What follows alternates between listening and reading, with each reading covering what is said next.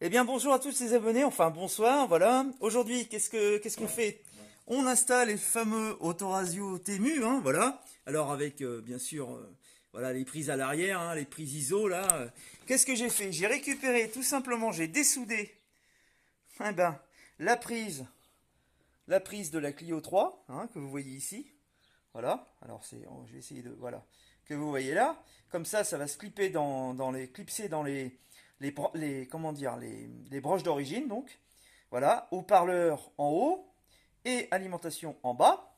Alors j'ai suivi le schéma par rapport, bien sûr, à ce qui était prévu, c'est-à-dire que vous recevez la broche, elle est déjà pré-branchée par rapport à l'autoradio. Je ne sais pas si vous arrivez à suivre hein, au niveau des alimentations. Donc c'est à vous de bien choisir vers quel faire un schéma, comme j'ai fait ici, hein, par rapport à votre alimentation. Les haut-parleurs, c'est pas trop embêtant. Alors ce que j'ai fait, c'est que j'ai mis les plus rayés noirs et je vais quand même les repérer. Hein. Je vais mettre un petit scotch. Voilà, tout simplement. Où on en est? Alors j'ai également reçu mes aiguilles. J'en ai une qui se trouve où? Où elle se trouve? Alors attendez.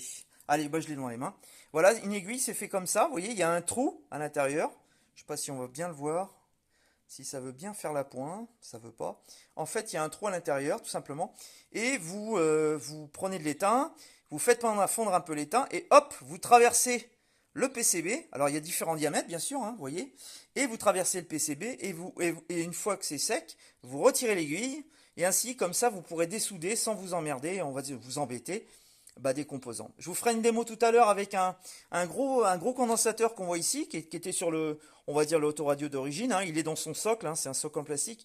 Mais à l'arrière, vous voyez, même avec la pompe à dissouder sur, on va dire, de la double couche, parce que ça, c'est du PCB double couche, hein, on le voit ici.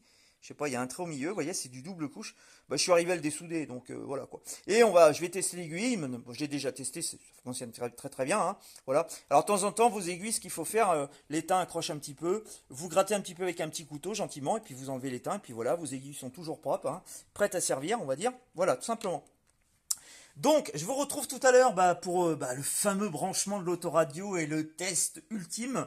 Alors, en attendant, qu'est-ce que j'ai fait? J'ai quand même créé de mes propres mains une prise d'autoradio sur le branchement d'origine, donc, que j'ai décapé comment dire, avec de la toile émery qu'on voit ici. Hein.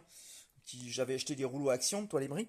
Donc, j'ai bien décapé, j'ai décapé le bord et tout. Donc là, bah, ça force normalement pour rentrer dans l'autoradio. Là, on va dire c'est le plus, et là c'est la masse. Voilà, tout simplement. Donc, bah écoutez, Osef, hein, j'ai envie de vous dire. Voilà, tout simplement. Alors, ça va peut-être pas marcher. Oui, ça risque de ne pas marcher en fait. Parce que, il n'y a plus le. Mince.